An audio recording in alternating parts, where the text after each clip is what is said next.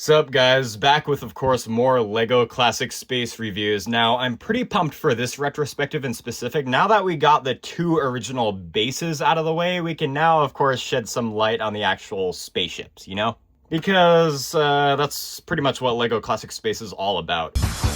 So today in specific, we're going to be taking a look at 487, the Space Cruiser. Obviously, it's one of the 4 original exclusive releases. I want to say sometime in the middle of 1978 in the US markets.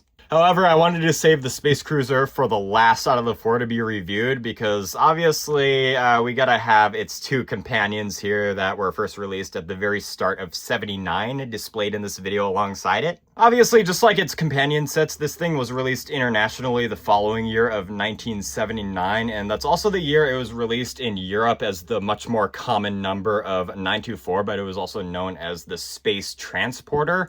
But I think this thing was nicknamed the 2-man ship, just not to get confused with the 1-man ship, which was weirdly also officially named just Space Transport. I'm personally more used to calling this the Space Cruiser, but despite all the nicknames, I think I'm gonna have to give the point to the European variant of this set, or wherever the set was known as 924, the Space Transporter, because, I mean, this thing's definitely way more of a transporter than the Space Transport 918 down there. And also, we can't not call it the 924, of course. That's basically what this set is known as in the general community. So, yeah, if I'm not mistaken, I think at least if you lived in the US, I think this was sort of everyone's first exposure to the quintessential classic spaceship, you know, spaceship. But yeah, I mean, the 3 of these sets, we're talking 918, 924, and 928, all 3 of these did kind of blend together as just like different sizes of like the same thing you could get back in the day based on your budget, of course. I mean, it's kind of a marketing practice that we don't really see anymore these days, at least in LEGO. I mean, having the whole collection here, 924 is obviously the middle child of all 3 of these ships, but like, because 918 didn't sell in the US, I mean, you just had these 2 ships available to buy. 924, the Space Cruiser, was sort of a more affordable, bite-sized version of the Galaxy Explorer you could just buy. I mean, the Galaxy Explorer back in the day retailed for like, I believe, $32 or $33, whereas this thing only retailed for $10, so yeah, like the third of the price, but to be fair, the Galaxy Explorer is obviously much larger, but it also comes with 2 32 by 32 base plates, one of them being a crater plate, and you get a little moon base in the back, so I'll definitely have to do like a separate video later on comparing all 3 of the ships more closely, but let it be known, the main way to distinguish 924 from the other 2 ships is its nose right here is just a lot more broad, sort of like rounded and more jagged than the other 2, which just like ends in a point, you know? And also like on the artwork on the box of this set, along with the other catalogs, how this thing was usually shown off was from like a back angle, just taking off into space with its like dual engines showing off. So yeah, it's sort of like surreal just seeing the Space Cruiser from the front profile, you know? So I do assume like a lot of kids and parents back in the day would basically see this as just indistinguishable from the other 2 ships. I mean, that was kind of the point from a marketing standpoint. However, looking at this thing with enthusiast eyes, I do see a lot of differences. Like, obviously, 928 was like the flagship, like Queen of the Stars you all need to have, and the 918 right here is just the more swooshable ship and fits in the hand better, you know, kind of the sleeker one. Whereas the 924, I see this more as sort of the gritty utilitarian one, sort of the workhorse, like peasant of the spaceport. Considering it also comes with a forklift with a crate, so this thing is kind of the cargo transport, if that makes sense, so yeah. Anyways, let's just go ahead and dive into the Space Cruiser 924 here. So this set came with a total of 170 parts. Of course, we gotta take a look at the 2 minifigs included in this set. So with this set being technically at its 78 release, this was back when the minifig we all know and love today was brand spanking new. So it's so surreal having like basically original minifigs right here. Obviously, it's the 2 original classic spacemen with a thin chin strap right there on their helmets. Some of the most beloved minifigs ever. So they're in such amazing shape, especially on the red guy. The gold right there, which is prone to rubbing off easily, is still like shining as clear as day, as you can see. Obviously, they both come with their desired accessories. The red guy, I think, is supposed to be the actual pilot of 924 right here, as well as the one responsible for the maintenance, whereas the white guy is supposed to just be one of the workers actually driving the forklift. But he somehow has like his very ambiguous like space gun accessory. It could be like a telescope, megaphone, whatever. Now, of course, we get your little side build in this set, which is just a little forklift, you know? It's a pretty standard build to like the other forklifts from the old town sets we probably get within the time period. Although it's just built in the colors of the classic space buggies, you know, with the classic like red nubby wheels, you know, just a few plates with the giant like forklift piece. But I was very lucky with this one to actually get the original spring in there that actually still works on this thing. So you get to put your guy on there just driving the thing, you know. And then we get this little crate, and yeah, you just like use this forklift pretty realistically to just like, you know, lift up your load. And I'll show you how that all works later when we take a look at the space cruiser itself. But yeah, we also get this little crate right here, and then you can like open it with these doors. Very simple build. And then we get like a little tiny suggestion of like a space gem or some kind of mineral. Maybe it's used as the actual like crystallized like fuel cell to run the actual like ships and all the equipment on your like whole space base, you know. It's very ambiguous, up to your imagination what you want this to actually be, but regardless, it definitely seems like a very valuable mineral that they're actually like mining on the lunar or alien surface, you know. So now here is 924, the space cruiser itself. Now this thing is just very elegantly retro. I'll say that. Like, it's crazy to think that this was one of the first like fully enclosed minifig scale like vehicle we get in Lego, you know. It's crazy to think about.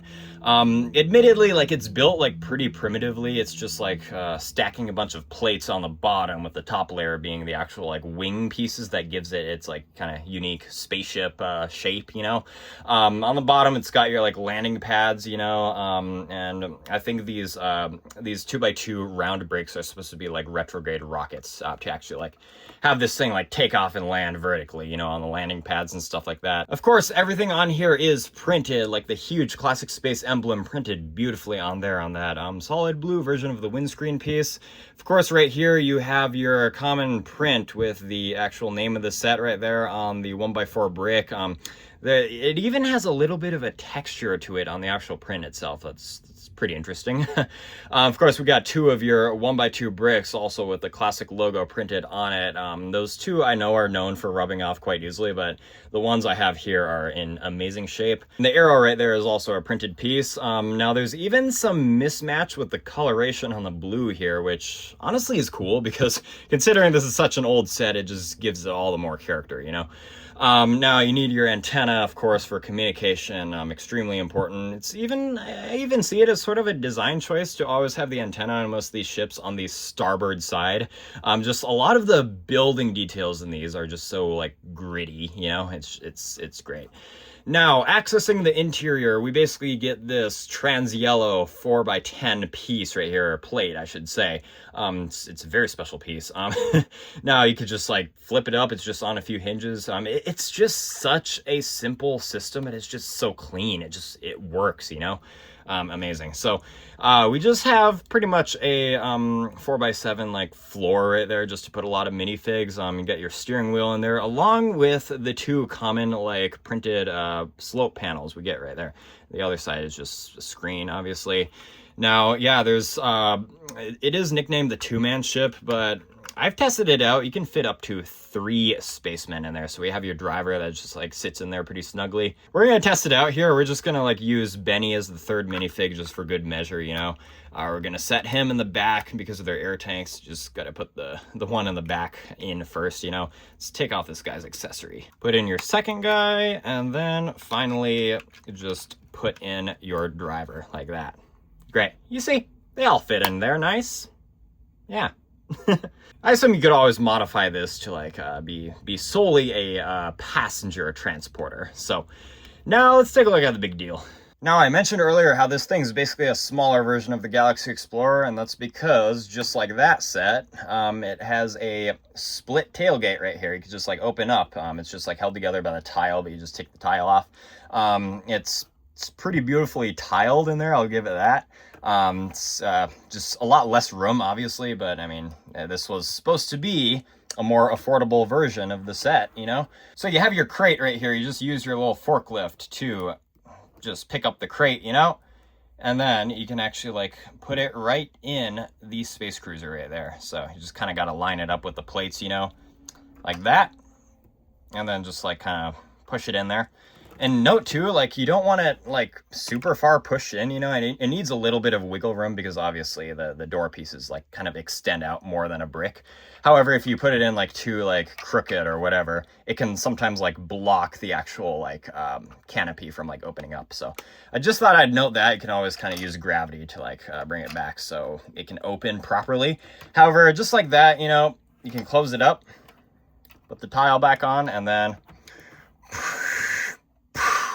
like that, you know. It's a very swooshable ship, you know. It fits in your hand better than the Galaxy Explorer. It may be a little big for a kid's hand. I'm not quite sure, but it's, you know, because of how it's built, it's like very solid, you know. It's just a bunch of plates stacked. Now, onto the statistics of 924, the Space Cruiser. I mentioned earlier how this thing had an original MSRP back in 1978-79 of only $10 US, where adjusted for inflation now, that'd be more like $51, in which, yeah, it's crazy. I can't believe inflation has gone up like 5 times since then. However, to be completely fair, considering the price per piece ratio of Lego, I would say that has gotten a lot better since then. So, yeah, buying the set used, I've seen an average of about $150. And that, of course, depends on the condition of the set, the completion, and if it comes with like the original instructions or the box. I got this thing without the box, but with the original instructions, because I got this as part of most of the original classic wave of sets I got locally from this guy from Facebook Marketplace who had these sets since childhood. So yeah, I just want to say here to all of those people out there who made the very tough decision to sell off their very sentimental childhood collection they've had for like 40 plus years, only for these to probably be sold to like just random strangers, you know. And as one of those strangers myself, I promise to pay my respects to the guy by preserving these beautiful relics to the best of my ability. You know, that means like no modifications whatsoever, no sparing of parts, no intentionally losing the parts like I would have done as a kid, you know. These sets gotta stay in their absolute former glory, just like this, the absolute condition I found these in. Like, maybe at most, I'll like, even eventually when I get bored of displaying these sets, considering they take up a lot of room for sure, maybe I'll like just break them apart into pieces and at least like keep all the pieces together in bags, safely in a big bin, you know. So I at least have the option to like build these again whenever I want, you know. Now, obviously, when it comes to buying a sealed copy of this set, I have found actually quite a few online. However, it will definitely cost you an arm and a leg to get. So that's just vintage Lego for you. Now, of course, because I have the original instructions for the set, let's just go ahead and glance at that. It's obviously very vintage in style, you know, a little ripped here and there, but still in one piece at least. Pretty much like it's a very simple building process for the actual set. It's pretty much just like feathering out a bunch of plates and stuff for the old light gray, you know. Of course, it uses the solid blue for the actual canopy along with the classic trans yellow for the windows and stuff. Yeah. You can see just the building process right there.